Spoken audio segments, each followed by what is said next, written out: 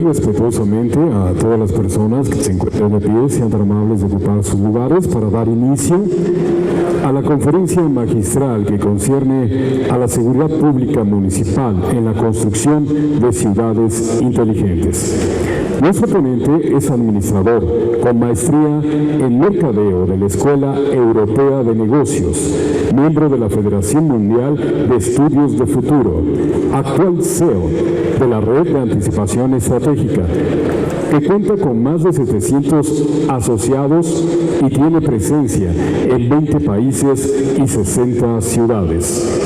Profesor desde 1998 en programas de pregrado, especialización y maestría, jefe de área de investigación universitaria, profesor invitado en programas de la Universidad Internacional de la Florida en los Estados Unidos, la CEPAL de la ONU en Chile, la Misión de Paz de la OEA en Colombia y varias universidades de Colombia y el extranjero, como la Javeriana, la Universidad Nacional, el CESA, la Universidad Tecnológica de Bolívar, la EAN, la Universidad Militar y escuelas de las Fuerzas Armadas como la Escuela de Posgrados de la Policía, la Escuela de Inteligencia de la Armada, la Escuela de Inteligencia del Ejército, asesor estatal y corporativo desde el 2008 para más de 60 organizaciones como Acción Social de la Presidencia de la República, Grupo Bimbo, Bayer, entre otras.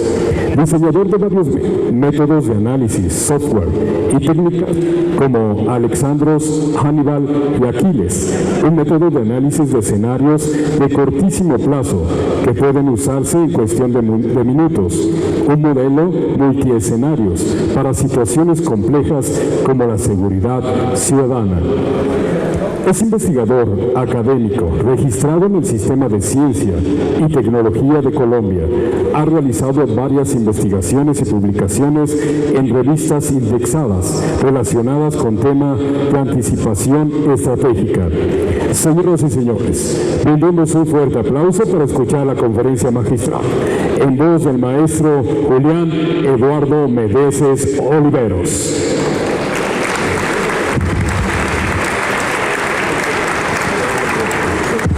Gracias, buenas tardes ya. Primero, gracias por la invitación al evento, alcaldesa, gracias. Me corresponde hacer algo que en este momento en México es un tema crítico. Voy a tratar de ser muy informal y a moverme por todo el auditorio para hablar de algunos casos y situaciones que he conocido en diferentes países y sobre todo aquí también en México ya durante los últimos 4 o 5 años. Quise nombrar a la presentación del día de hoy inteligencia anticipativa para la seguridad de las ciudades.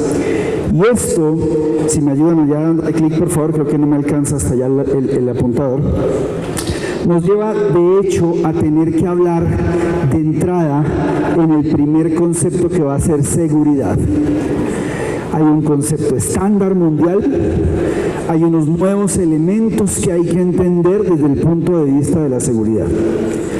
Luego, ¿cómo se articula esto con las ciudades inteligentes? Quiero hablar mucho, muy rápido pero mucho, del concepto de la ciudad co-creadora, para finalmente proponerles muy puntualmente un modelo que ya se está empezando a trabajar en algunas ciudades de México y en otras partes del mundo y es muy práctico. Lo mejor de todo es menos costoso que lo que se está haciendo el día de hoy. Desde ese punto de vista, entonces, vamos a iniciar, si me ayudan por favor nuevamente, clic, con el concepto de seguridad.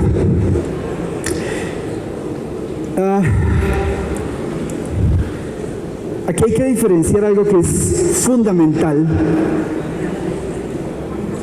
y esto lo están viviendo los mexicanos todos los días. Yo quisiera preguntarles, por ejemplo, acá, que levanten la mano, ¿quiénes son funcionarios públicos? Casi la mitad del auditorio. Y simplemente, ¿quiénes vienen de la industria privada o por motivaciones individuales? Casi la mitad del auditorio. Esto es interesantísimo. porque la seguridad no se debe confundir con la tranquilidad. Y esto nos lleva a un concepto que es mucho más profundo, que ya se está estudiando hace unos 70 u 80 años en el mundo y que nos da la ruta por donde debemos transitar en temas de seguridad. Y es que la seguridad es una categoría de la convivencia. El fondo de cuando hay un problema de seguridad, lo que debemos trabajar no es la seguridad en sí misma. El problema de fondo está en la convivencia.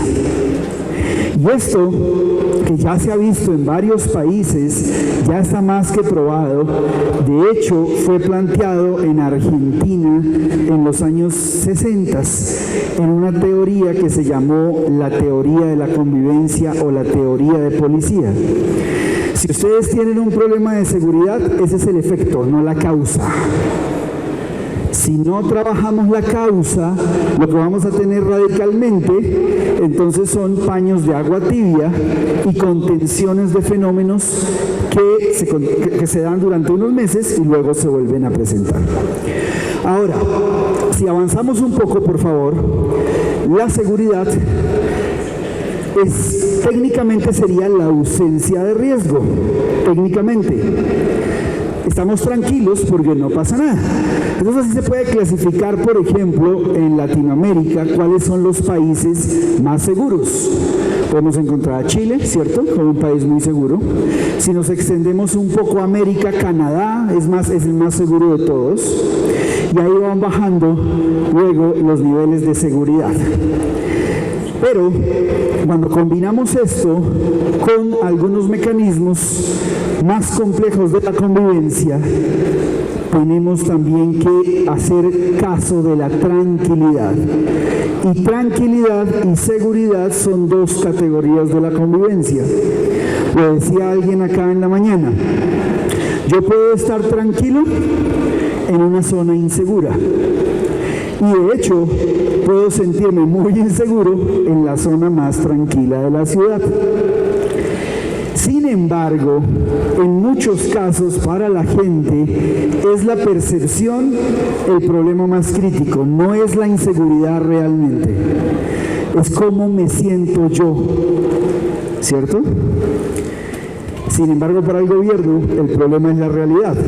Y entonces esto nos genera una división muy grande, porque el gobierno trabaja para disminuir las cifras de inseguridad y la gente se siente cada vez más insegura. De hecho, hay muchos estudios en el mundo que muestran cómo, si no se trabaja una estrategia conjunta para disminuir los índices de riesgo, homicidios, hurtos a residencias, violencia intrafamiliar, y en paralelo se trabaja una estrategia de percepción de seguridad, pues que hayan logrado resultados y todo el mundo te califique mal. Y esto es importantísimo para alcaldías que están empezando en este momento en México, porque van a trabajar durante 3 años. Algunos de ellos van a trabajar durante 6 años si se logran reelegir. Y entonces, si no trabajan las dos líneas, llegamos a un punto que a mí me encanta, cuando un alcalde en cualquier parte de Latinoamérica nos llama y nos pregunta sobre cómo o por qué trabajar una estrategia de seguridad. Y con nuestra cultura latinoamericana yo le pregunto, ¿quiere hacerse reelegir en 3, 4, 5 años? Sí, entonces tiene que trabajar el tema de seguridad. Esa es la respuesta muy clara. Porque en muchos países de Latinoamérica el problema número 1 hoy es la inseguridad. La gente está inclusive dispuesta a aceptar problemas de tráfico. La gente está dispuesta a aceptar algunos problemas en servicios públicos, economía, etcétera, pero lo que no está dispuesta a aceptar son temas de inseguridad. ¿Están viendo el caso de Brasil, por ejemplo? El candidato presidencial en este momento, que empieza a jugar como el más probable para obtener la presidencia, que su bandera número 1 es una seguridad radicalizada. Y es porque la gente aguanta cualquier cosa menos inseguridad. Ok, avancemos entonces, por favor. En este punto, la gente ya hoy considera, y muchas instituciones, que la seguridad es un derecho, aparte solo de ser un servicio público, y un derecho fundamental. Y entonces, la exigencia de la mayoría de personas es que la seguridad sea preventiva, no sea reactiva. De nada sirve que cuando matan a una persona en la esquina de mi casa, el Estado llegue, acordone el lugar, inicie una investigación que normalmente termina entre el 5 y el 10% con tasas de efectividad. En el 90% de los casos no pasa nada, sino que los ciudadanos esperan y esperamos que no pase ese homicidio, que nunca haya ocurrido. Sin embargo, en los años que yo llevo de trabajo en México, casi desde el 2015 o 2014 hasta acá, he visto que la palabra preventiva se usa como un escudo por parte de ciertas autoridades. Por ejemplo, yo lo que tengo es la función preventiva, yo no puedo hacer nada más, ¿cierto? O esto fue un problema que se ha presentado en Latinoamérica desde los años 90, cuando se habló de la seguridad participativa. ¿Y qué era la seguridad participativa, no? Todos somos responsables. Y sí, es verdad, todos somos responsables, lo que no significa que el liderazgo lo deban perder las ciudades. Porque si las organizaciones públicas no asumen el liderazgo, nadie va a responder por la seguridad, ¿cierto? Además, como ciudadano, yo no le puedo exigir al dueño de la tienda de la esquina que él ejecute acciones para frenar, por ejemplo, los robos a establecimientos si yo no estoy haciendo nada desde el Estado. Es decir, claro, todos somos responsables, pero hay unos que deben liderar y el Estado es el llamado a liderar. De lo contrario, se crean paraestados. Se toma la justicia por las propias manos y eso es muy delicado. Ahora, hay una teoría también muy interesante, esa teoría de la convivencia o teoría de policía, y aquí quiero hacer un cambio estructural. Para los antiguos griegos, policiam viene de polis, de la ciudad, y el policiam era el funcionario público, no era el encargado solo de la seguridad. Y como funcionario público, entonces, el derecho que reglamenta toda esta convivencia hoy se sigue llamando en la mayoría de países latinoamericanos el derecho de policía. Es decir, esa capacidad de organizar la ciudad, de generar convivencia, de estructurar lo que queremos que sean nuestras ciudades. Y aquí en México ustedes tienen una grandísima ventaja que solo he visto yo en México y en Brasil. Para algunos es un problema. Para mí es una gran oportunidad, y es que ustedes son federales. Y al ser federales latinoamericanos, no federales norteamericanos o como Estados Unidos o Canadá, por ejemplo, que es un sistema mixto, el alcalde puede hacer cosas en seguridad que no pueden hacer otras personas en el resto de Latinoamérica. ¿Por qué? Si ustedes van a Perú, por ejemplo, hay una sola policía y el alcalde casi que tiene que rogarle a nivel nacional a Lima para pedirle cambios de programas, estrategias diferentes, etcétera, etcétera. Y lo mismo pasa, y voy a empezar hacia abajo en los países donde yo he trabajado: Panamá, Costa Rica, Perú, Colombia, Ecuador, Chile, y entonces los alcaldes se convierten casi en unos administradores a distancia que realmente administran los recursos de otro y les toca dejarse imponer programas de carácter nacional. Yo no recuerdo, creo que la hoja de vida mía que hablaron fue la hoja de profesor, pero no comentaron que yo me retiré hace unos 10 años y yo fui oficial de la policía, me retiré como capitán, después de ser subteniente, teniente, capitán. Y entonces creo que la mejor demostración de este caso es interesante. Un día yo era comandante de una unidad en medio del Amazonas, ¿no? Selva de Amazonas. No hay vehículos como ustedes pueden esperar, lo que hay es lanchas para moverse sobre los ríos. Y a nivel central, desde Bogotá, ordenaron hacer operativos de control contra volquetas, no sé cómo le llaman acá, camiones de carga. Y la única que existía en el pueblo era la de la alcaldía. Entonces a mí me tocó tomar la foto para demostrar que estaba haciendo operativos de control contra camiones de carga. Y ese es el problema del modelo centralizado, que en la capital se definiría lo que se hace en todos los municipios del país. La ventaja que ustedes tienen en México es que eso es totalmente diferente. La dinámica de policías locales, de sistemas de seguridad locales y de trabajo local da una tremenda oportunidad. Ahora, eso es diferente a si se aprovecha o no. Porque yo he estado en varios estados, en varias ciudades trabajando y a veces no se aprovecha, pero les voy a comentar cómo se puede manejar. Ahora, en la mayoría de los sistemas públicos existen regulaciones y esas regulaciones y reguladores también existen en México. De acuerdo a lo que yo he visto son los regidores y, por ejemplo, me acuerdo un caso cuando en Bogotá los homicidios empezaron en los años 90 a crecer de una manera muy loca. No sé si recuerdan, Medellín era la ciudad más crítica del mundo, hoy es la ciudad más innovadora. Bogotá era muy sensible, hoy ya no tiene casi problemas de seguridad.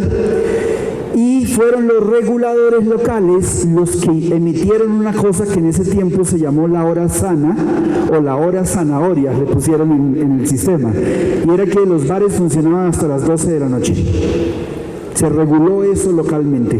A las 12 de la noche se cerraban, y eso porque los datos, y ahí nos empezamos a meter en ciudades inteligentes, los datos mostraban que la mayoría de homicidios se daban los viernes y los sábados después de la 1 de la mañana. Entonces fue la policía con el alcalde y los reguladores locales los que limitaron las libertades para facilitar el problema de seguridad, ¿cierto? Y finalmente, los últimos, los que ejecutan sí son los cuerpos policiales. Ellos son los que al final determinan la fuerza que se requiere para coaccionar en algunos casos a ciudadanos, delincuentes, etc. Pero ellos son el final de la cadena. Entonces, ¿por qué les planteo esto? Porque como decía alguien en el panel anterior, si no hay un liderazgo desde la alcaldía y las gobernaciones, unas normas que se regulen a nivel de los regidores y unos ejecutores totalmente alineados, no podemos hablar de seguridad inteligente, menos de seguridad. No hay nada, ni los elementos fundamentales están dados por el tema. Sigamos, por favor. Y lo que vemos al final es que los ciudadanos empiezan a desarrollar y a tomar sus propias iniciativas cuando los de arriba no participan. Sin embargo, si podemos liderar todo y unir luego al ciudadano, y esto va con algo que les voy a comentar rápidamente sobre ciudades inteligentes, la situación se da de una manera totalmente diferente. Pero ahora escuché que hablaban de Medellín. Ese caso para mí es muy frecuente porque de hecho tenemos una oficina que trabaja en Medellín y adelantamos algunos proyectos allá todo el tiempo. Y es un tercer elemento que es clave y son los empresarios. Si la empresa privada no se une, y por eso les pregunté al principio quiénes venían de empresas, no se pueden hacer castillos aislados en las ciudades. ¿Qué quiero decir con eso?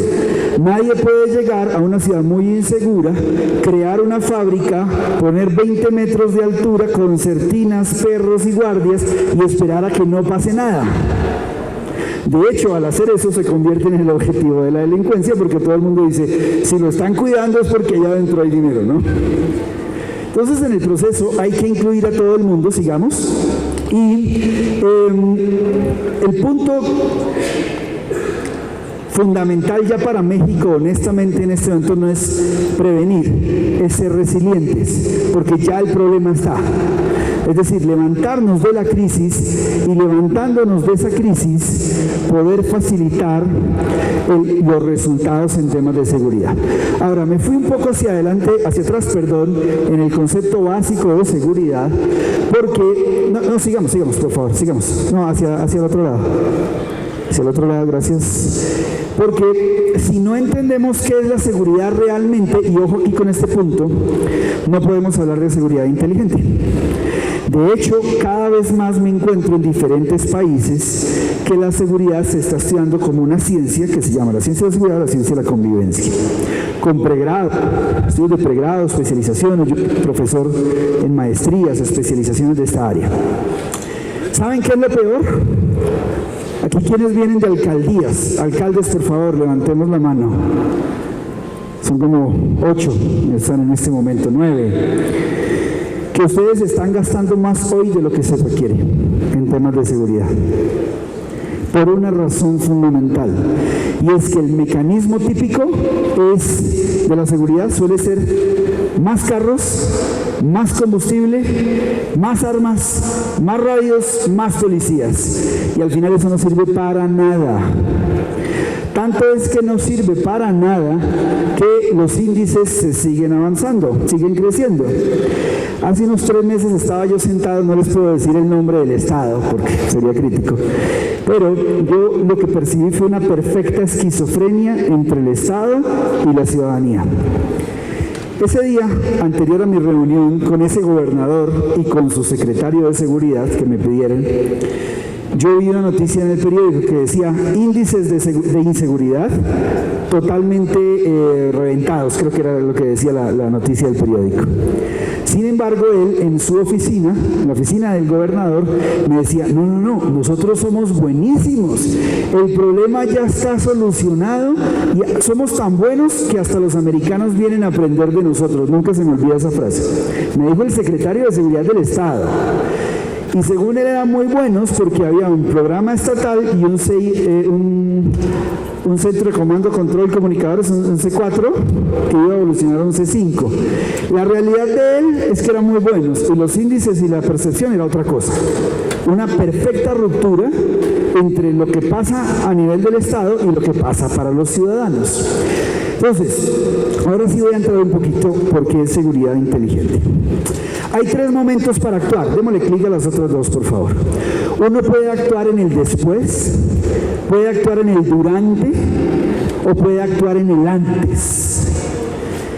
Y aquí lo pongo como en un hospital. ¿Qué prefieren ser ustedes? ¿Una sala de emergencia o un centro de prevención? Porque somos buenísimos para reaccionar. Entonces yo he visto una serie de mecanismos en todo el mundo para reaccionar. De hecho, a veces confundimos respuesta rápida con anticipación. Entonces les voy a dar una buena y una mala noticia. ¿Cuál quieren primero? La mala. Los C4 y los C5 solo son sistemas de reacción rápida. Y están gastando billones de dólares en eso en algunas ciudades. Y son sistemas de reacción rápida porque, y lo voy a poner un poco en chiste, imagínense que a ustedes los llaman en este momento y les dicen que están robando a alguien aquí a 2 cuadras. ¿Quién es el que correría más rápido de aquí hasta allá, 2 cuadras, 200 metros? Ni Usain Bolt llega en 5 segundos, o sea, y entonces todo el sistema está montado para reaccionar. Todo el sistema. Que se reaccione más rápido, ok. Pero respuesta rápida no significa anticipación. Y lo peor es que por algunos vacíos en los que los alcaldes y sus equipos de trabajo no entienden que la función preventiva no es solo dar vueltas en una camioneta y si pasa algo luego entregárselo a la Procuraduría, el tema se complica más. A mí me encanta porque yo digo que lo que tú tienes que hacer para convertir a un policía en rockstar es darle 2 cosas. Un uniforme ojalá bien militarizado, con pantalones cargo, chaleco y casco, y una camioneta. 2 minutos después, él pone el tercer equipo policial, unas gafas oscuras, pone la mano sobre la camioneta y empieza a dar vueltas. Y a partir de ese momento, ya el sistema se rompió totalmente. Y se rompió porque él va a esperar a que pase algo. Y cuando pase va a decir, ok, esto ya es de otro. Y la verdadera función, y lo digo porque yo fui policía, o sea, no estoy hablando de otros. Yo fui subteniente, teniente, capitán y me retiré y trabajé en inteligencia en varios grupos. Entonces, cómo se empieza a cruzar la tecnología hoy con esta dinámica. Si trabajan en el después, lo único que van a poder hacer, señores, señoras alcaldes, es manejar crisis, alcaldesas. Y de crisis en crisis, esto es como el partido del mundial, puedes tener al mejor arquero del mundo, pero si te vas a tiros desde el punto penal, algún día te van a meter un gol. Y el gol puede ser tan grande que ya no te religuen en 3 años. Y lo digo así directamente.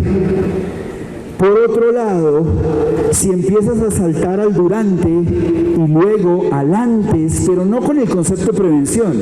Yo hoy soy enemigo del concepto de prevención, porque es el mejor escudo para a veces no hacer mucho. Prevención termina en campañas, en las localidades y en los barrios, donde la misma gente, ya aquí a mí una persona me dijo en un ejercicio en una ciudad, no les voy a dar el nombre, es que esta semana ya vino el DIF, vino la alcaldía, vino la policía, vino el de acueducto y han hecho 8 charlas y eso para ellos es prevención. Una señora dice, ¿y a qué horas trabajo y cuido a mis niños, no? Entonces la prevención es un concepto de hace 30, 40 años que hoy tiene que evolucionar. Sigamos, sobre todo basado en la nueva tecnología. Y aquí voy a hablar de un concepto que por lo menos para nosotros se ha convertido en el centro de trabajo, que es la analítica anticipativa. En 1998 en Harvard hubo 2 loquitos, 2 doctores en matemática que dijeron, hay que hacer analítica anticipativa. Claro, no dijeron cómo hacerlo, ¿no? Es lo mismo que decir, vamos a Marte, ahora hay que ir. Ellos simplemente se les ocurre la idea, y dice, tenemos que anticiparnos, no podemos ser tan generales y que esto no funcione. Y entonces, yo personalmente en esa época fui muy incrédulo del concepto, pero empezamos a trabajar en un grupo de innovación para ver qué era lo que estaba pasando y cómo avanzar. Luego, alrededor del 2000, estudiamos un concepto que fue el de prospectiva y luego el de analítica predictiva, que hoy es súper común. Pero ojo, no es lo mismo analítica predictiva que analítica anticipativa.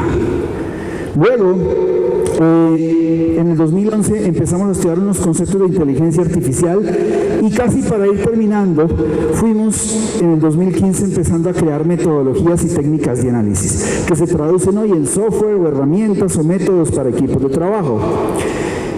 Ya en el 2016 más o menos, nos dimos cuenta de que sí era posible anticipar con tasas de efectividad del 90% de manera específica. De hecho, los que quieran, esa tecnología hoy se utiliza en política, gobierno, finanzas, negocios, defensa.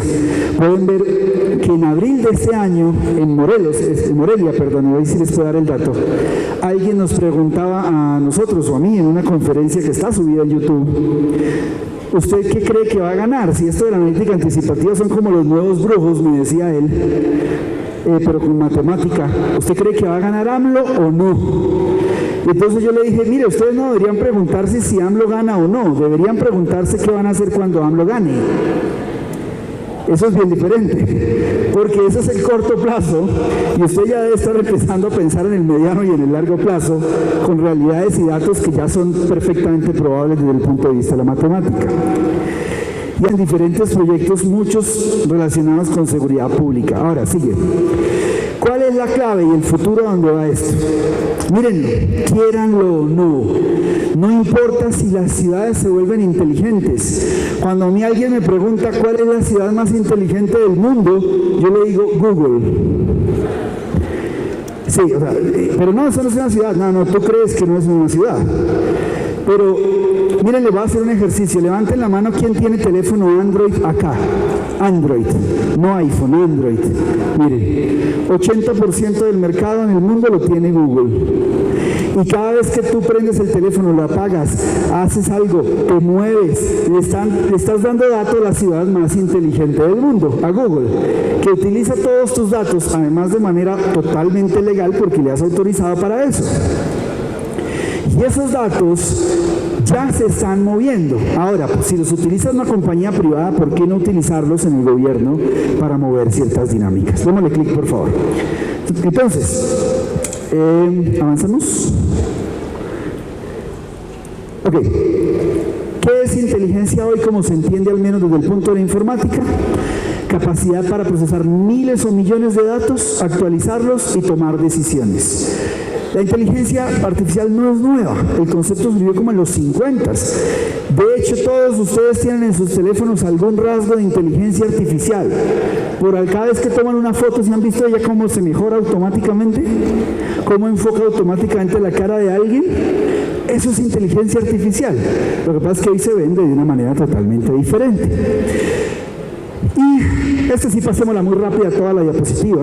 Lo que ha venido pasando en los últimos años es que se ha evolucionado de la analítica descriptiva, o sea, sistemas de información para saber por lo menos en el tema de ciudad quién vive y dónde, quién tiene agua y quién no, a dónde van los servicios de policía y a dónde no. Esto es pura analítica descriptiva. Primer nivel. Sin embargo, a veces llega a unas ciudades donde no hay nada.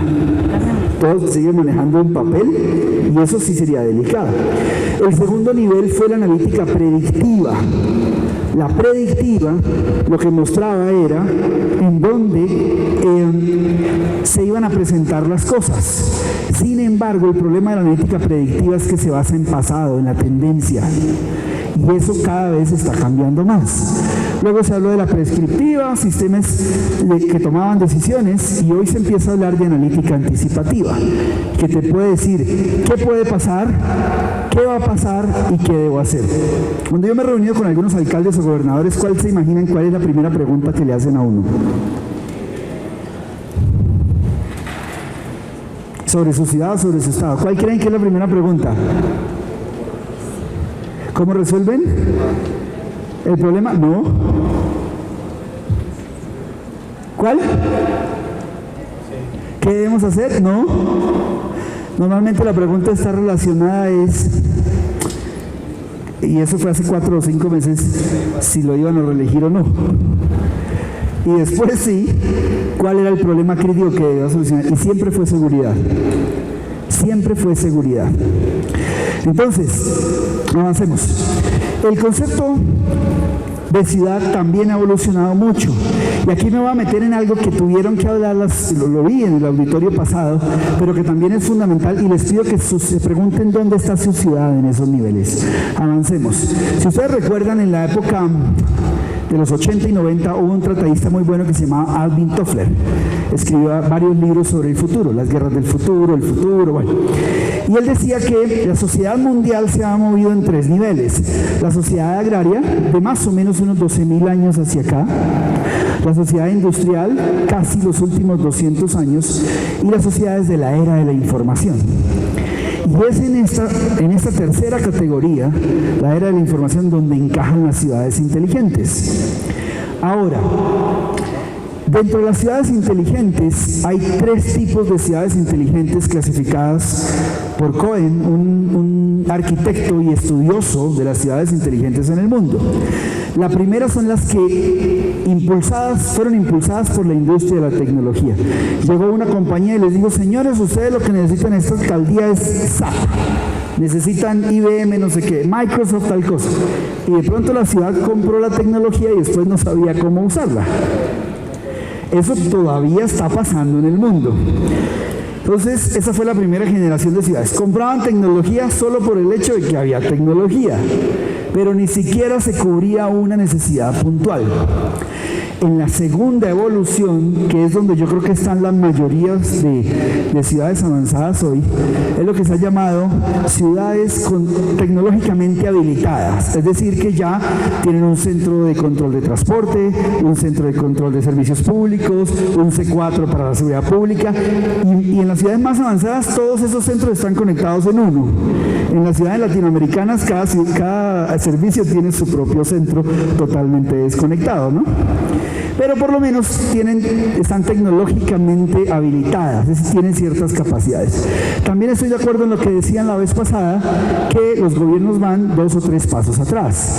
El caso crítico fue cuando hace unos pocos meses, cuando hubo el terremoto aquí en México. ¿Recuerdan la caída en Ciudad de México del barrio ¿cómo se llama? La Condesa. fue la sociedad, fueron dos personas que se organizaron, hicieron un mapa de Google donde empezaron a geolocalizar con información exacta dónde se habían caído los edificios, y luego hicieron un formulario de Google donde la gente pedía los equipos que se requerían y ellos organizaron y le dieron esa información al gobierno. ¿Cuánto vale un formulario de Google? 0 pesos. ¿Cuánto vale la tecnología de geolocalización? 0 pesos. ¿Cuántas personas entraron? Millones de personas. Y demostraron los ciudadanos ser más rápidos y más efectivos que el propio gobierno federal, inclusive en esas cosas. Lo que les quiero decir es que las ciudades ya están siendo inteligentes, pero no porque sean lideradas por los gobiernos, es porque surgen iniciativas autónomas de inteligencia. Y sí, esa fue una analítica descriptiva, es decir, solo se tenían bases de datos muy planas donde decían hay 50 edificios caídos y aquí requieren un martillo, aquí requieren agua, pero no nos llenen más de agua porque todo el mundo trae agua. Y se espera que en el futuro las ciudades lleguen a ser lo que se llama la generación 3.3, de co-creación ciudadana. Es decir, si las ciudades captaran hoy, nosotros por ejemplo desarrollamos una tecnología hace unos años para captar toda la información de Twitter, Facebook, LinkedIn, radio, prensa, televisión y llevarla a una base de datos muy rápido. Y hace un año hicimos un ejercicio en San Pedro Garza García. ¿Hay alguien acá de San Pedro? Precisamente para hacer el plan urbano y manejar los temas de seguridad. En una semana y media recolectamos 13.800 informaciones que hablaban de todos los problemas de la ciudad, estaban geolocalizadas y cuando se los mostré a la gente del Implan, decían, ¿esto existe? La ciudad ya está siendo inteligente en sí misma, es un organismo autónomo. El tema es si nosotros entendemos que debemos utilizar esa tecnología, esa información en tiempo real para usarla y ojalá de manera anticipativa. ¿Cuáles son los problemas transversales? Seguridad, cobertura de servicios, movilidad, energía y medio ambiente. Algunos dependen de la ciudad y van cambiando, ¿cierto? Gabriel Todd decía, por ejemplo, en Monterrey no hay agua, pero cuando llueve nos inundamos. Entonces, hay un problema ahí que hay que empezar a anticipar. Yo acabo de venir de Costa Rica, por ejemplo, y en Costa Rica están muy preocupados porque la gente consume cada vez menos energía eléctrica y mi cliente es la organización eléctrica del país. Y ellos ya se dieron cuenta que este año, por primera vez, seguramente la demanda va a llegar casi a 0 de crecimiento. Y a partir del otro año va a bajar. La gente está más conectada, pero consume menos energía. Y hay una cantidad de dinámicas que tenemos que empezar a trabajar. Ahora, démosle clic a toda la diapositiva, por favor. El gran problema es tomar decisiones basadas en el pasado. Es decir, pensar que lo que ocurrió en el 2017 nos va a pasar en el 2018 y lo que está pasando ahora nos va a volver a pasar. Porque ese es el fundamento de la analítica predictiva, estadísticas proyectadas. Y eso ya está demostrado que no funciona. Si el presente fuera igual al pasado y nada cambiara, todavía nos estaríamos vistiendo como hace 400 o 500 años, ¿cierto? Pero todo cambia todo el tiempo. Y entonces la analítica proyectiva o predictiva no tiene mucha fundamentación, sobre todo a mediano y largo plazo. Puede ser que en el corto plazo nos ayude. El segundo problema que yo veo es la adopción de las tecnologías. El tercero, si me ayudan por favor, que estuvimos trabajando, es la desconexión de la realidad ciudadana. La gente sabe, la gente publica, la gente denuncia, ya no denuncian formalmente, denuncian en Twitter o Facebook, ¿cierto? En un correo o en un grupo, pero nadie lo está escuchando. Nadie lo escucha. Hace poquito un alcalde, tampoco les puedo dar el nombre, que se religió y con el que ya empezamos a trabajar, me dice, óyeme Julián, fui y le pregunté a la policía antes de mi posesión si tienen a alguien al menos monitoreando Twitter y Facebook, porque es que ahí la gente dice de todo, y la respuesta fue que no. Y yo le decía, el problema es monitorearlo, porque hay 13.000, 20.000 informaciones por día. Usted sienta a una persona, sienta 5, sienta 10 y no van a poder.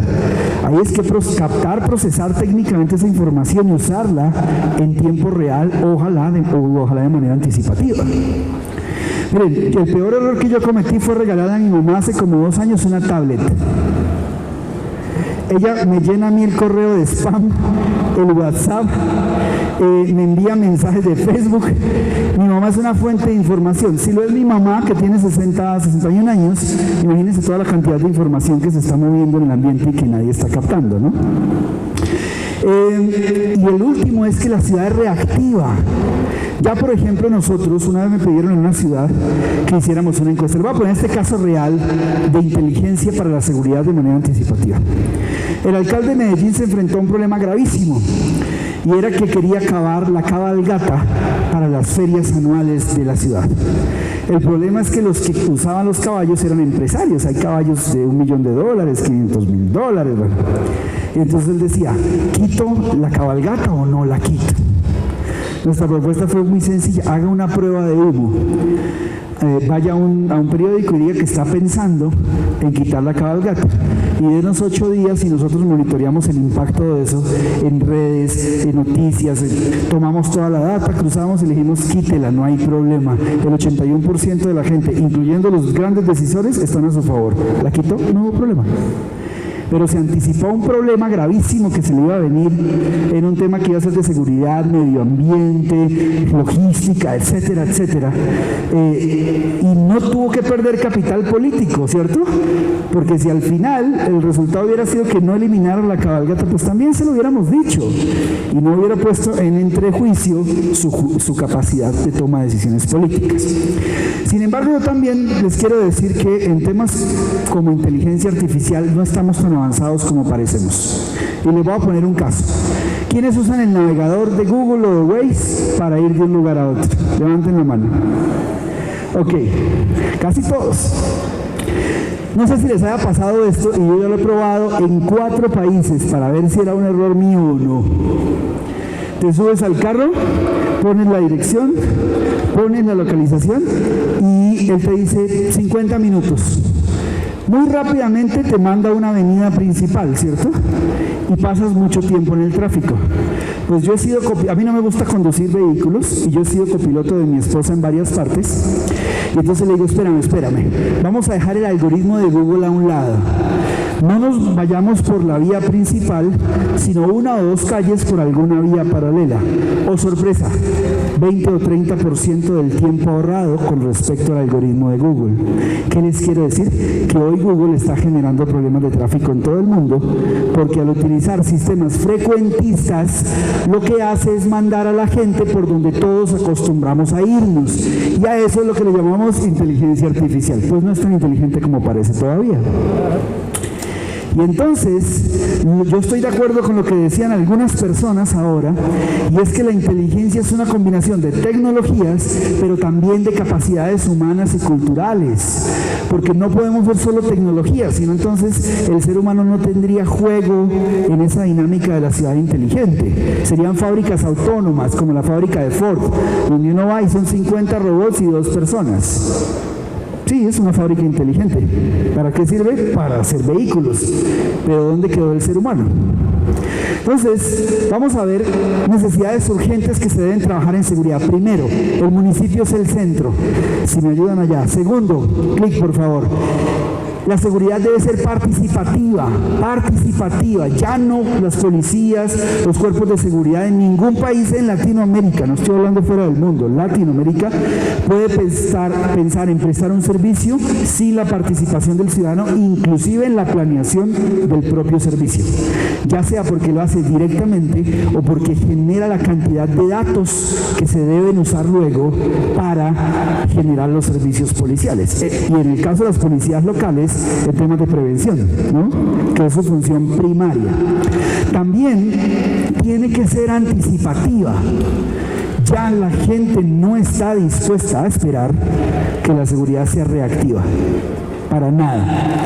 Y lo mejor, y aquí hay una buena noticia, muchas veces ni siquiera se basa en Big Data. A veces se basa en lo que Martin Lindstrom, un autor europeo, llama el Small Data. Ya no necesitamos a veces millones de datos, a veces en los pequeños datos, es donde está la clave de la solución de los problemas. Sigamos por favor. hay un principio fundamental, y es que debe atender problemas en otro orden totalmente diferente al que antes estábamos pensando. ¿Qué quiero decir con esto? Antes decíamos, necesitamos un modelo de seguridad para los siguientes 20 años, ¿cierto? Un centro de comando y control para 5 años. Hoy los tiempos, efecto del mundo, como se está moviendo, giraron y se voltearon.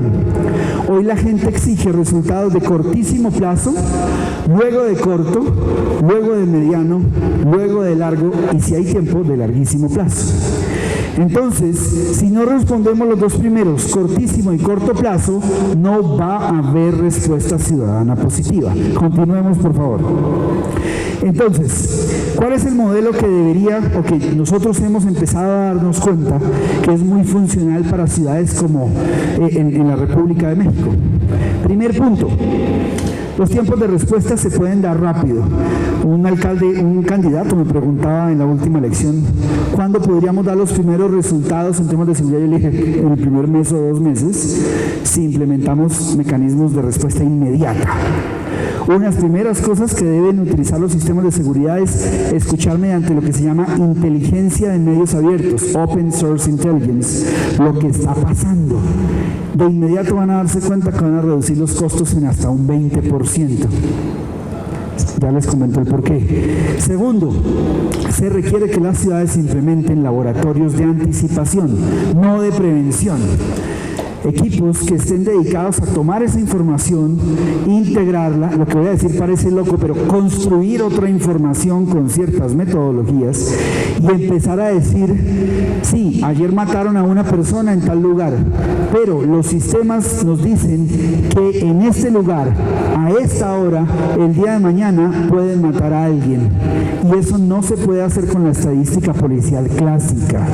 Las policías hacen algo más o menos parecido, pero lo hacen, como decimos nosotros, a puro corazón, ¿cierto? Entonces dicen, todos los viernes en la zona de bares, entre las 10 de la noche y las 3 de la mañana hay peleas.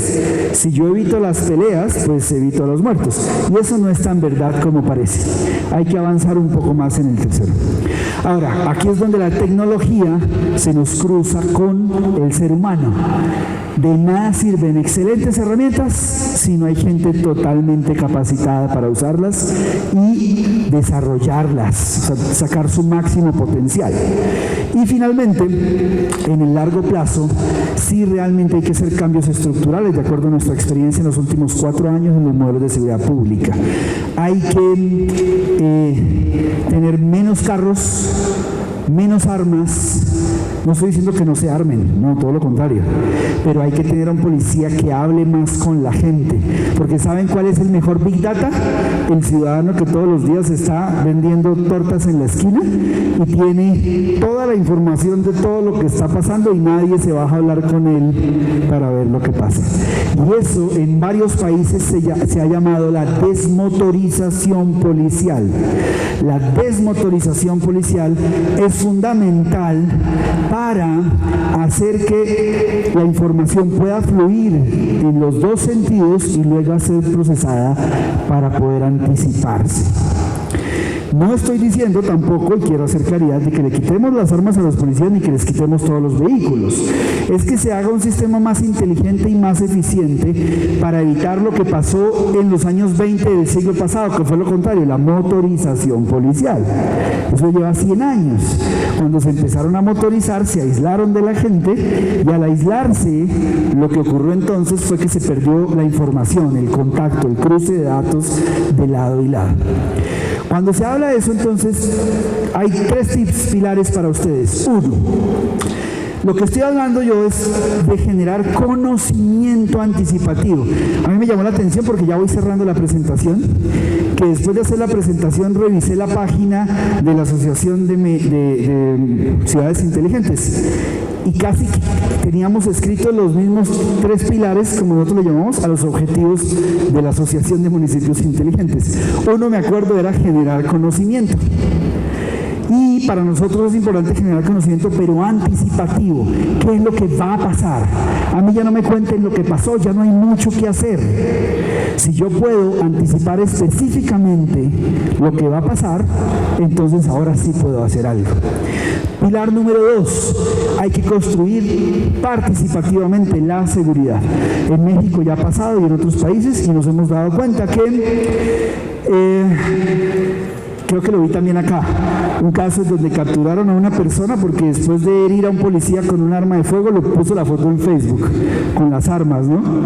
Y entonces simplemente Facebook decía quién era, dónde estaba, por qué, etcétera. Pero como nadie lo estaba viendo, pues no había oportunidad de frenar esa dinámica. Y el tercero y último, y ojo porque esto es escalada. La respuesta de cortísimo plazo, miren, hoy con $29, una alcaldía implementa un sistema de inteligencia de medios abiertos para monitorear Twitter, Facebook y todas las noticias de radio, prensa y televisión y llevarlas a una base de datos. $29, eso no cuesta nada. Inclusive las tecnologías son gratuitas, el problema es que no sabemos cómo hacerlo. Y esa es la respuesta de corto plazo. Si ustedes llegaron a la alcaldía hoy, mañana pueden tener un sistema de inteligencia de medios abiertos que les reporten millones de datos y los puedan usar para la seguridad pública de manera además participativa. Luego hay que cambiar los esquemas como hablábamos. Pero finalmente, y aquí es donde entra una teoría que seguramente ustedes habían escuchado, que se llama la teoría de las ventanas rotas o la teoría de urbanismo para la seguridad. Si no se hacen cambios en el urbanismo, la seguridad no se va a poder solucionar en el mediano y largo plazo, porque son ciertas condiciones como el desorden urbano, la falta de iluminación, el problema de lugares abandonados, los que generan o son las causas que facilitan ciertas dinámicas de seguridad. Sin embargo, cierro con un dato puntual, avancemos por favor. Y es que en la mayoría de países latinoamericanos, clic otra vez, creo que ya es el final, clic, sí. Sí, hay otro clic para los que quieran escribirme, por favor. Les enviamos lo que necesiten, información, esto es muy corto, solo hablamos como 40 minutos. Otro clic, por favor. Ese es el correo y es el número de WhatsApp. Si quieren les enviamos documentos, archivos, lo que ustedes quieran sin ningún interés para profundizar en estos temas. Cierro con una cifra que es fundamental. En la mayoría de países latinoamericanos, el problema de seguridad no es el homicidio, no es el problema de narcotráfico como la mayoría lo ven, porque cuando uno mira las cifras de Big Data ya no solo denuncias policiales, denuncias en la Procuraduría, como le llamarían ustedes en México, y las sumas con las llamadas a la línea de emergencia, y las sumas con las denuncias en Twitter, en Facebook, y todo, los delitos no suelen sobrepasar el 1 o el 2%. El problema de seguridad es un problema de convivencia, es un problema en el que el vecino le parqueó el vehículo frente al otro y lleva haciéndolo 5 años hasta que un día pelean entre los dos y como nadie hizo nada hay un muerto. Es un problema de ruido, es un problema de violencia intrafamiliar, es un problema, y claro que sí, lo que se ha llamado delitos de impacto, ¿cierto? O sea, los que marcan a la gente en su mente son el secuestro, el homicidio, y más si mataron a una viejita que iba con un niño de 3 meses en los brazos, porque eso genera una huella mental tan fuerte que nos sentimos inseguros.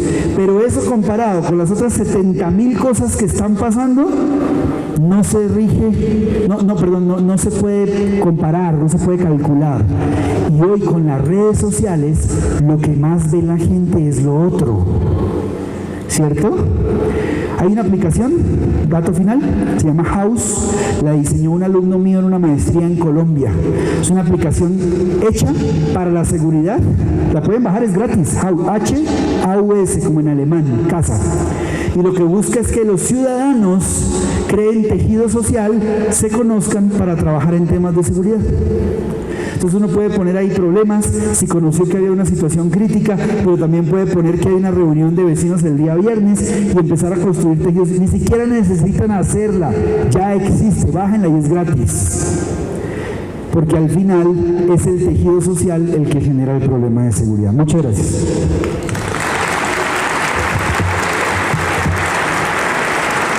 En este momento pasamos a la sesión de preguntas y respuestas. Si son tan amables de levantar la mano. Adelante.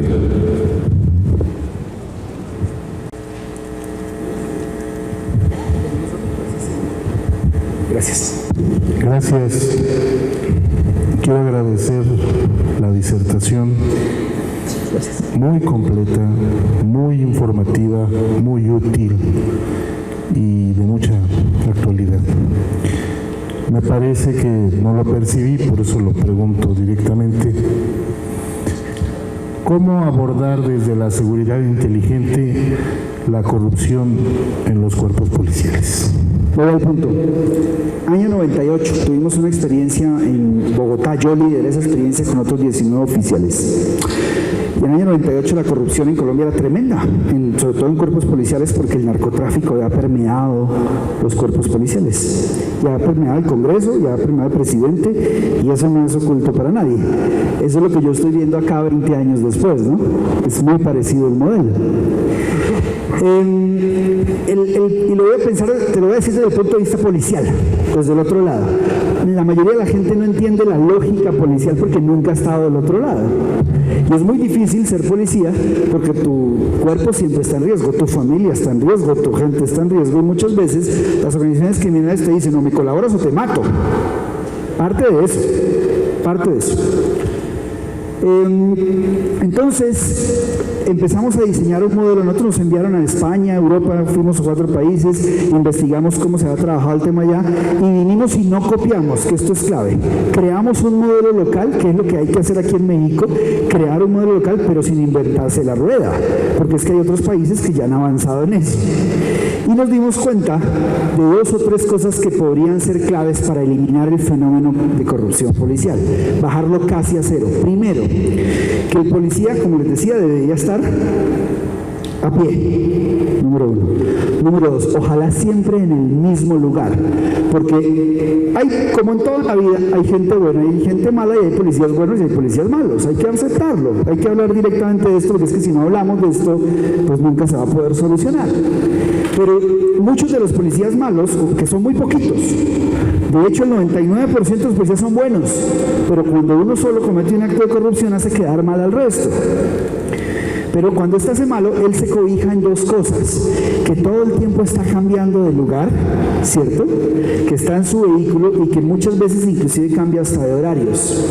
Pero cuando tienes a una persona de la policía trabajando en un mismo lugar, a una misma hora, y una tercera cosa que nosotros aprendimos, ojalá en el mismo lugar donde vive, él no va a querer que su hijo le digan que su papá es corrupto. Él sabe que si, por ejemplo, no cierra un establecimiento comercial en la noche, su sobrina va a ir ahí y ahí va a haber un problema. Y entonces hay unos modelos policiales que hace unos 30 o 40 años hacia acá empezaron a surgir y han evolucionado. Primero se le llamó policía de proximidad, luego policía comunitaria, hoy ya se llaman de otra manera. Pero lo que hacen es pasar del mero trabajo al compromiso policial. Y cuando tú estás trabajando en el mismo lugar, a la misma hora, con la misma gente, con estructuras de apoyo, eso sí, el policía deja de ser simplemente el responsable de la seguridad para convertirse en líder comunitario. Y cierro con esto. Después de implementar en Ciudad Bolívar, en Bogotá, que era una zona donde la policía no podía entrar, y cuando tocaba entrar era con fuerzas especiales, con armas largas y todo, 6 meses después, la tasa de confianza en la policía era el 90%, entraban policías simplemente con armas cortas en parejas, apoyados eso sí por ciertos equipos, y eran los líderes de la comunidad. Ya ni siquiera eran Rodríguez, Martínez o un policía de placa 522. Era el señor Luis, que vive acá y es el que lidera. Y volvimos a un modelo de hace 20, 50, 100 años, que hoy es el modelo de la seguridad inteligente nuevamente. Pero hay que hacer ciertos cambios estructurales. Eso da menos costos. Alcaldesa, le hago una pregunta.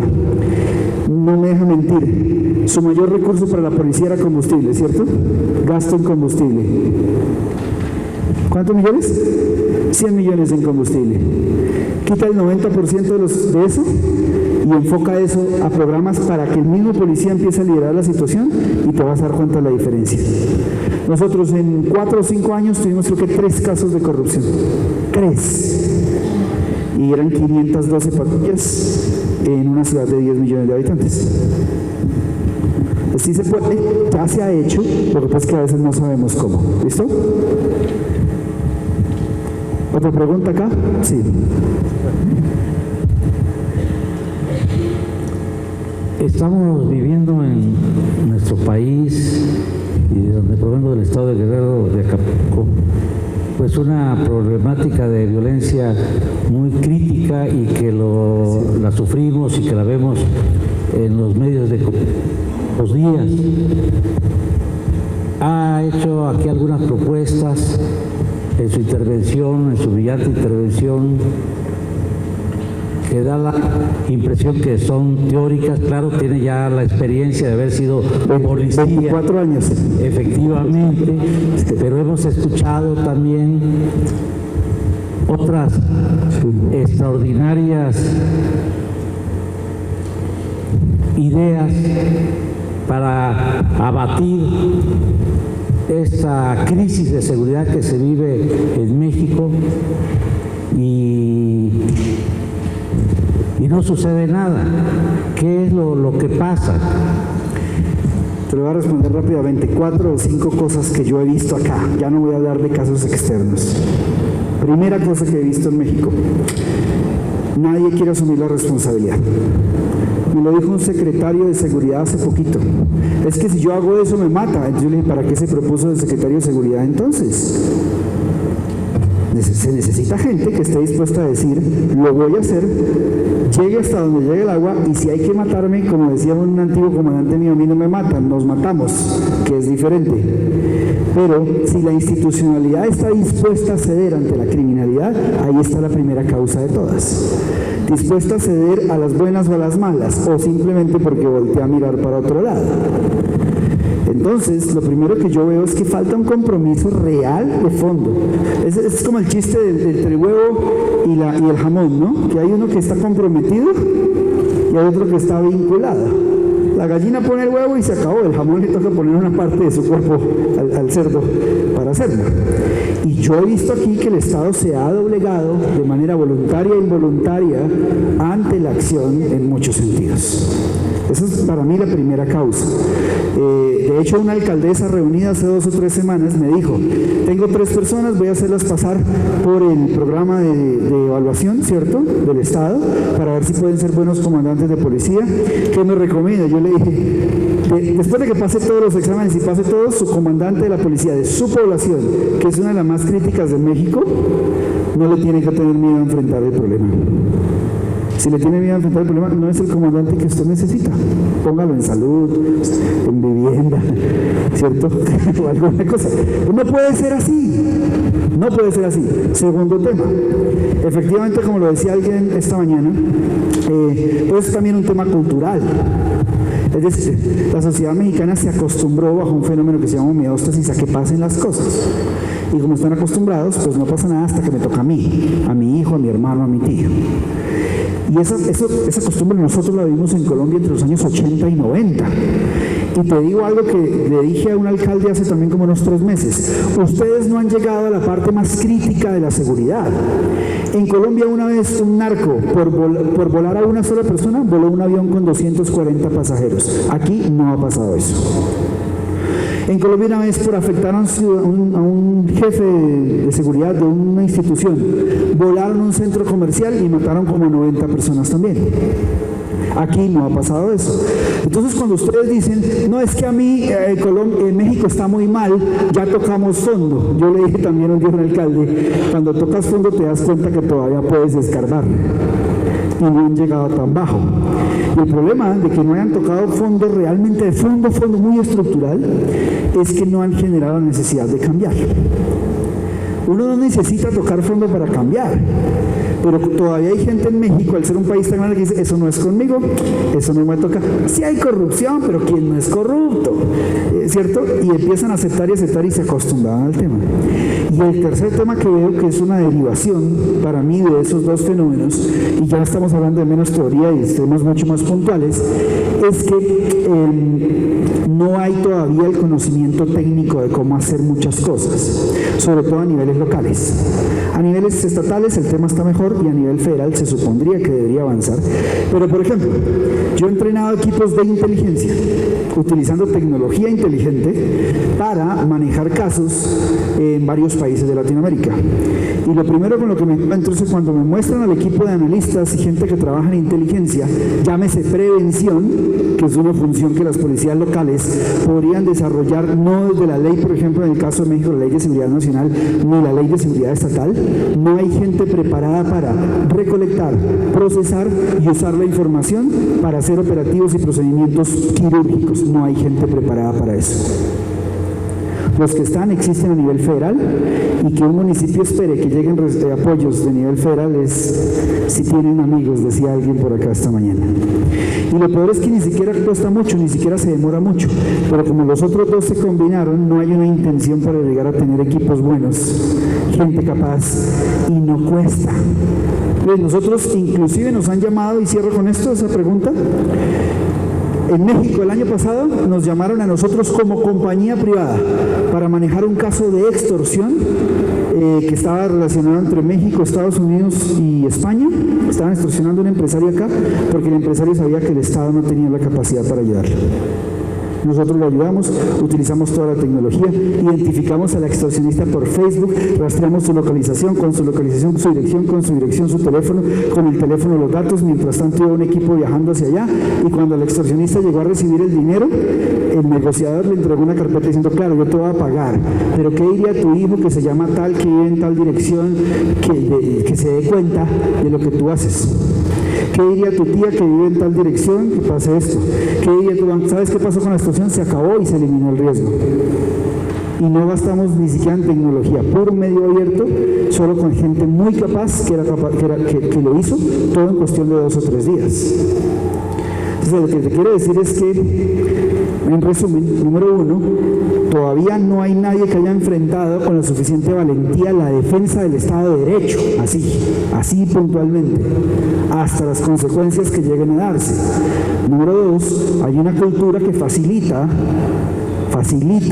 acepta y a veces hasta promueve la corrupción. El mexicano típico está dispuesto a pagar para que un policía no le ponga una multa, pero luego a quejarse porque en un contrato se perdieron 5 millones de pesos. Y eso es una ambigüedad que es muy delicada. Y el tercero, como están esos dos, pues no hay gente capacitada y desarrollada, y no digo solo por el mexicano, o sea, yo lo repito, cambian la palabra y otros 25 países, el colombiano, el boliviano, el peruano, ¿cierto? O sea, es una dinámica muy global. ¿Vale? Ok. Buenas tardes. Aquí. Ok. Edgar Gutiérrez, del municipio de Lerma. Sí. Bueno, venimos saliendo de una campaña política y eso nos llevó a estar en estudios de opinión y ese tipo de cosas. Sí. A ver, preguntar. A mí me queda claro que un tema en México, o el tema más complejo que enfrentamos como país, es el tema de seguridad pública, ¿no? Y sobre todo cuando nos enfrentábamos a un tema local, como es el caso de una candidatura a ayuntamiento. Sí. En nuestros estudios de opinión, cuando estábamos detectando la percepción ciudadana, nos encontramos que el principal problema que se detectaba era seguridad, ¿no? ¿Cuál es el principal problema que hay? Seguridad pública, ¿no? Y muchos casos. Y cuando en los datos Lerma realmente no representa graves problemas de seguridad, ¿no? Entonces es percepción. Es percepción, y justo a esa va la pregunta. A ver, ¿cómo generas como gobierno un tema de seguridad pública y cómo luchas contra esta idea de percepción cuando al final tampoco es uno de tus graves problemas, ¿no? La lógica que nosotros hemos tenido en estos momentos, bueno, pues ha sido invertir en más patrullas, ha sido poner a las patrullas en las noches con las torretas prendidas para que vean a los... La respuesta que les decía precisamente. Y generar esta estrategia, pues porque al final creemos, ¿no? Que puede ser una lógica que se percibe y que se ve, y que entonces el ciudadano va a decir, ah, bueno, ya están trabajando en la inseguridad, pero que tampoco es un problema real, ¿no? ¿Cómo hacer? ¿Cómo le haces para trabajar en la percepción? Sí. Desde un tema que también reconocemos institucionalmente, municipalmente, que no es un tema que nosotros tenemos como prioridad, pero que sí debemos atacar en percepción. Sí.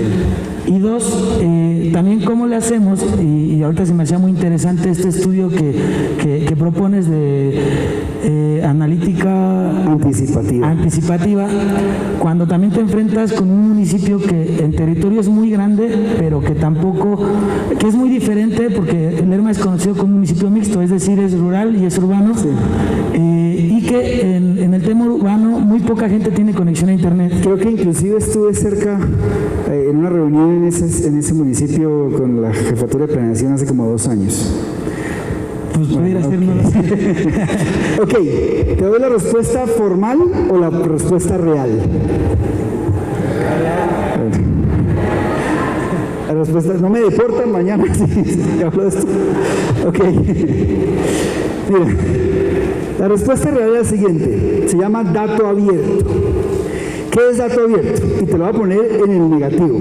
Un día en un país conocí un caso donde la estrategia de la policía para bajar las denuncias de problemas ciudadanos fue no recibir denuncias. Entonces, 6 meses después dijeron, uy, bajamos las denuncias de violencia intrafamiliar a un 50%. Claro, la causa era cerraron la oficina de denuncias, ¿no? Y eso es lo que puede estar pasando y lo que suele pasar en la mayoría de ciudades. La estadística sobre problemática de seguridad está distribuida en 3 o 4 instituciones diferentes. Por un lado está la Procuraduría, que tiene unos datos, por otro lado está la Policía, que tiene otros datos, por otro lado están los hospitales, que tienen otros datos. Los hospitales tienen temas de denuncia, violencia, pero nunca se las cruzan entre ellos. ¿Sabes por qué? Porque entonces te va a dar la causa de la realidad. El menos interesado en que la información se una y se presente es el responsable o el secretario de seguridad o la propia policía, porque si se uniera ese mismo año automáticamente su información subiría 25 o 30 veces. Pero entonces viene el tema, y es que hasta que no se haga, te voy a poner un ejemplo. ¿Cómo es tu nombre? Edgar. ¿Qué vehículo tienes o qué vehículo conduces?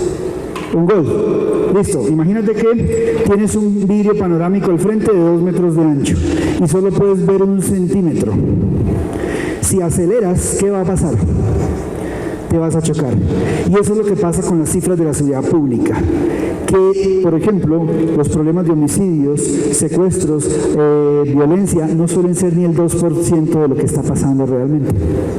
Y hasta que eso no se unifique y no se vea el panorama completo, cualquier esfuerzo de seguridad va a llevar solo a un resultado, el choque.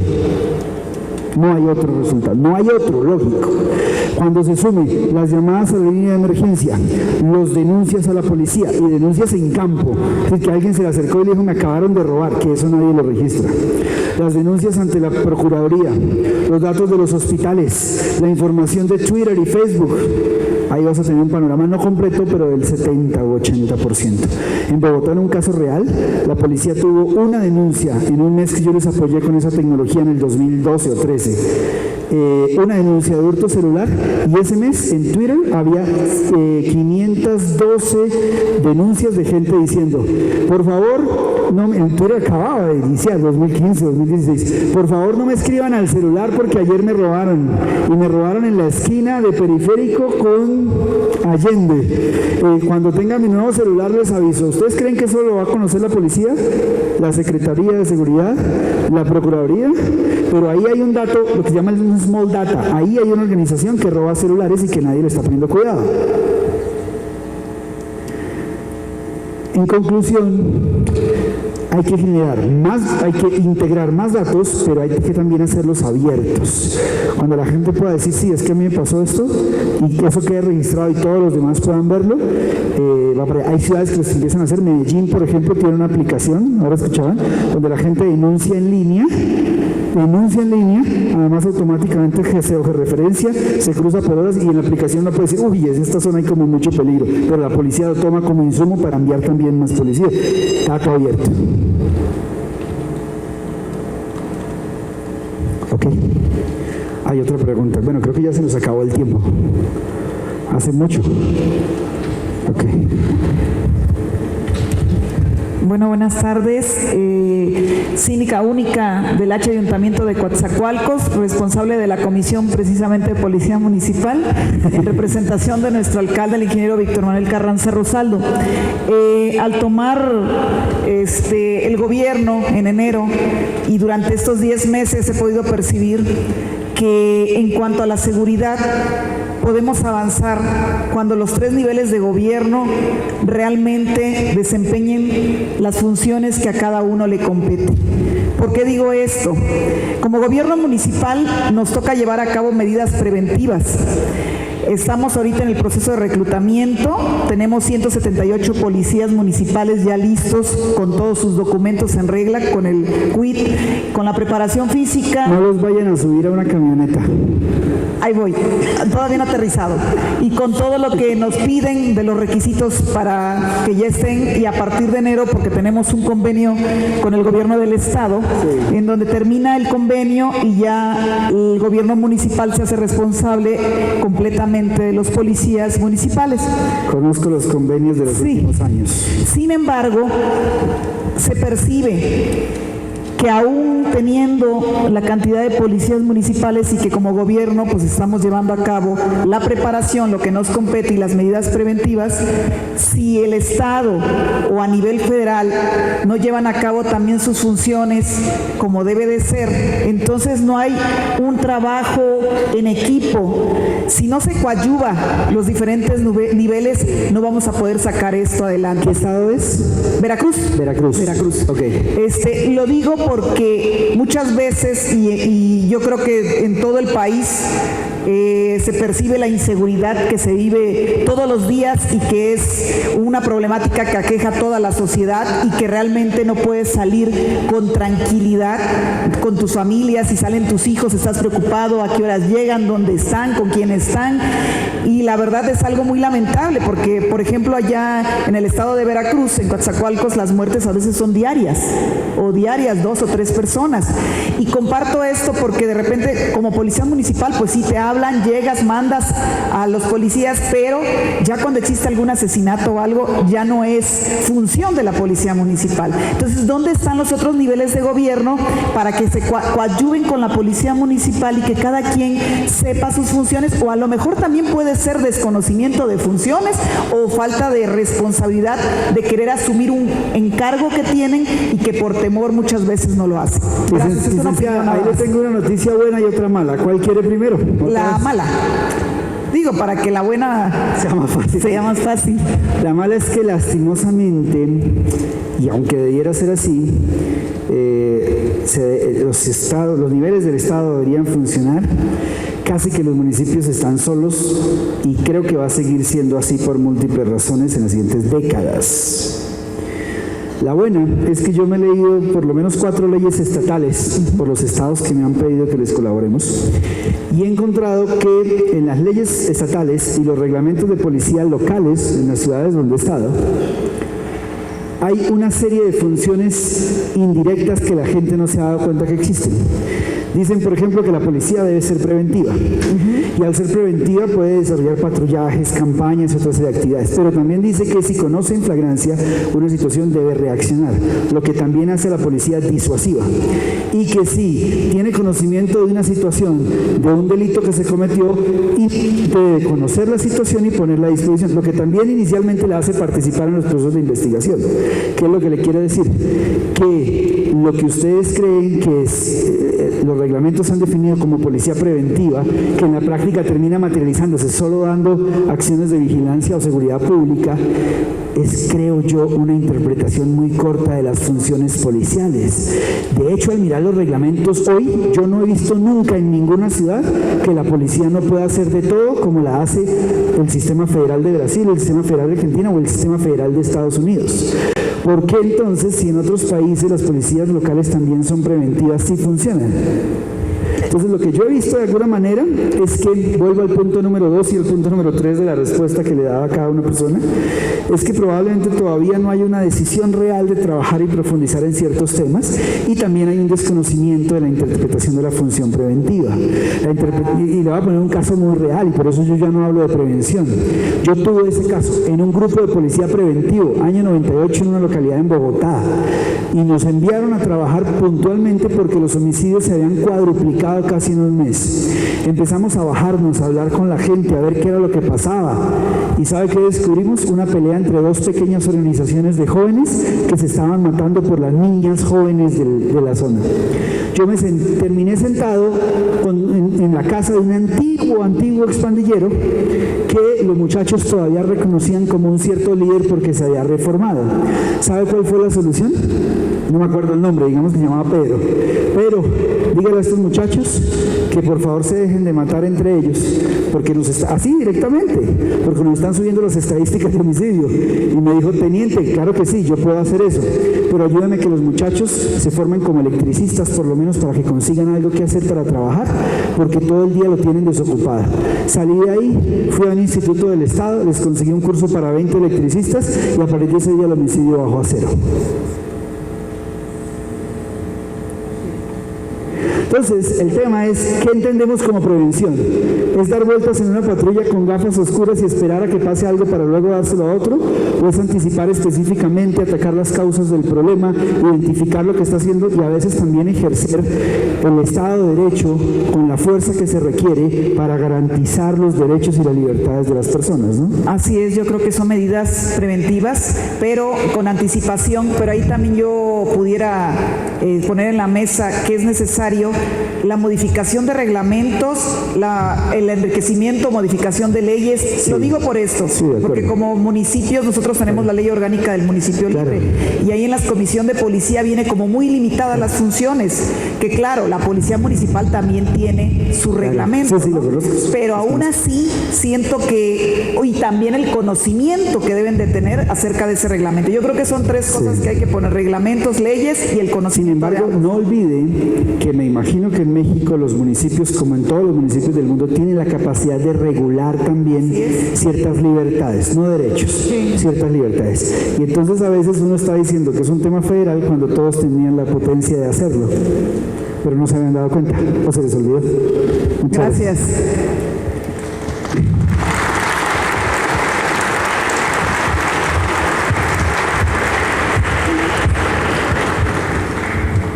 Disculpas con los siguientes expositores.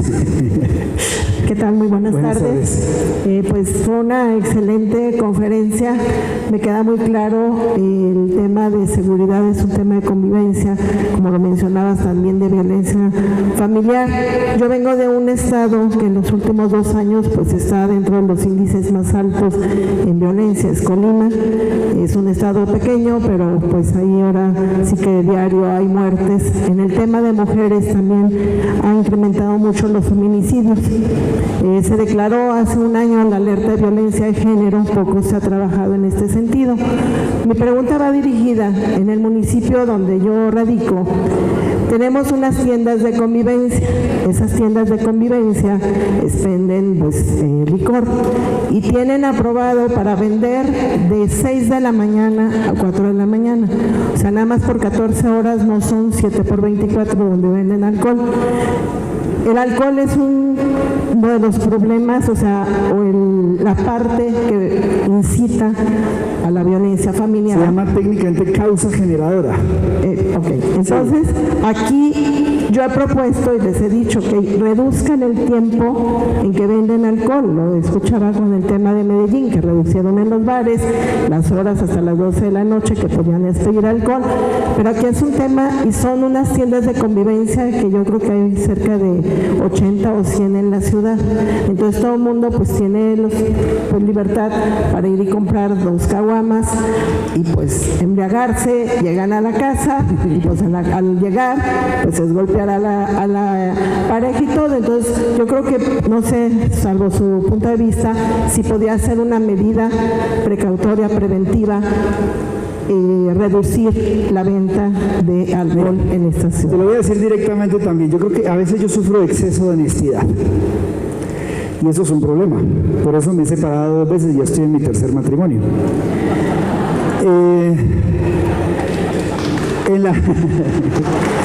Ok. Entonces, el exceso de honestidad es muy delicado porque a veces no le gusta a la gente decirlo, pero estoy seguro de que si tú haces eso, los primeros que se van a poner en contra no van a ser ni siquiera los propios de los establecimientos comerciales.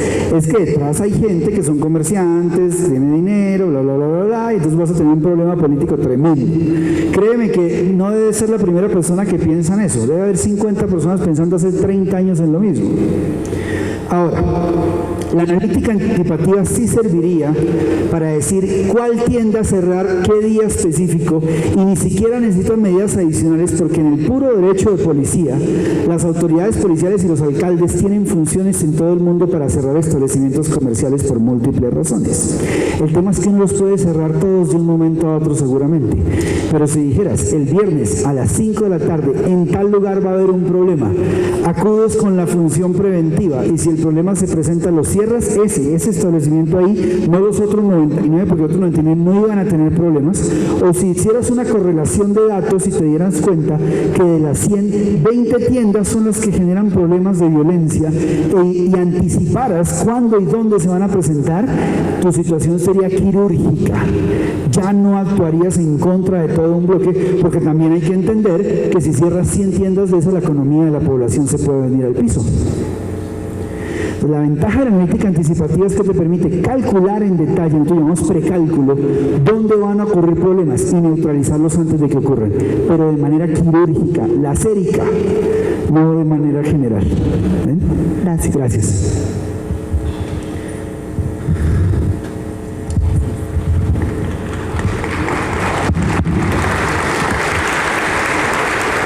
Gracias.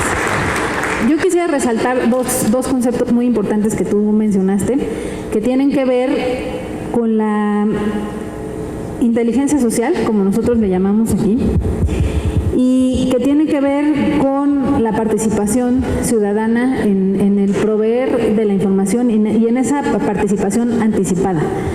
Nosotros en Tlalnepantla estamos trabajando, y lo mencionaba hace rato uno de los panelistas, en una estrategia que se llama Redes Vecinales de Seguridad, donde utilizamos como pretexto la tecnología para unir a la gente.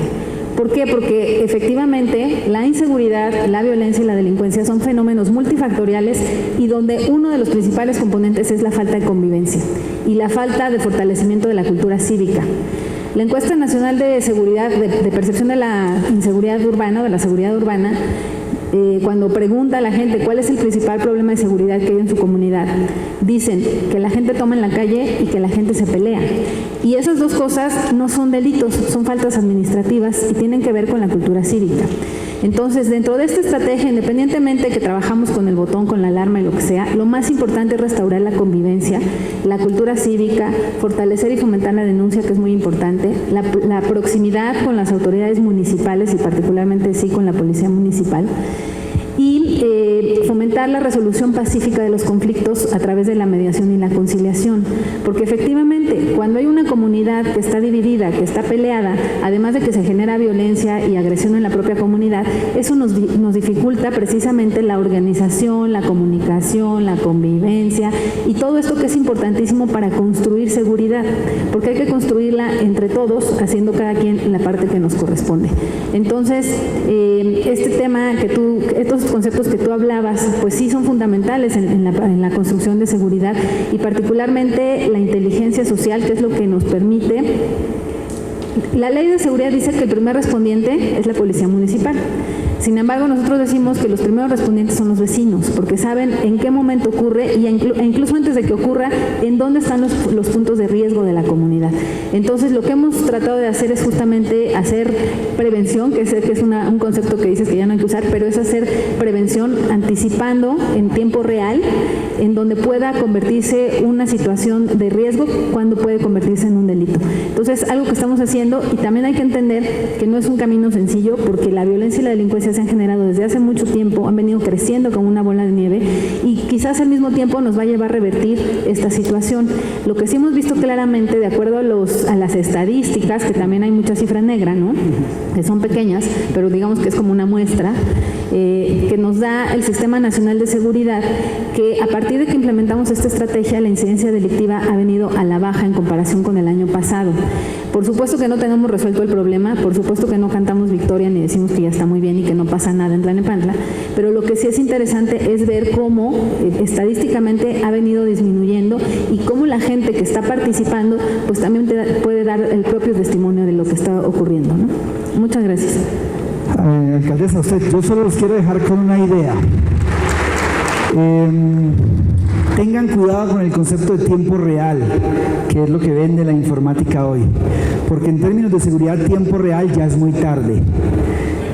Si te das cuenta en este momento de lo que está pasando, ya te toca reaccionar. Por eso nosotros preferimos hablar de tiempo anticipado, no tiempo real. Tiempo real es muy tarde. Muchas gracias.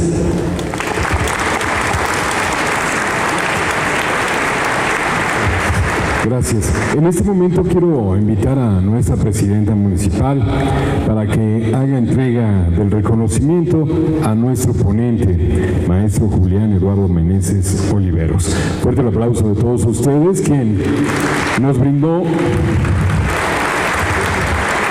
su ponencia en la conferencia magistral La Seguridad Pública Municipal en la construcción de ciudades inteligentes.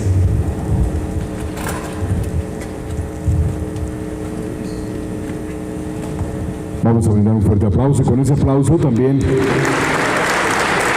despedimos a nuestra presidenta municipal, quien continúa con sus actividades y regresando en un instante más para seguir participando en este segundo Congreso Nacional de Municipios y Ciudades Inteligentes.